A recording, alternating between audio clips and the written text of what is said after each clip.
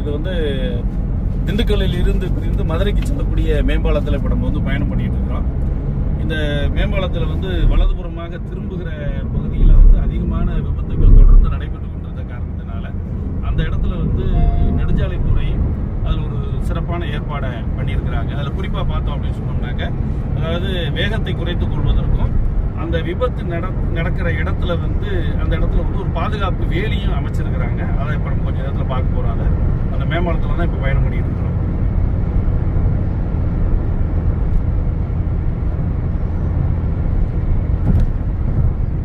அந்த வாகன ஓட்டிகள் வந்து தன்னுடைய வேகத்தை வந்து தன்னுடைய கட்டுப்பாட்டுக்குள்ள கொண்டு வர்றதுக்கும் விபத்து நடக்காமல் இருக்கிறதுக்கான ஒரு முன்னெச்சரிக்கையான அந்த பகுதியை ஏற்படுத்தி இருக்கிறாங்க.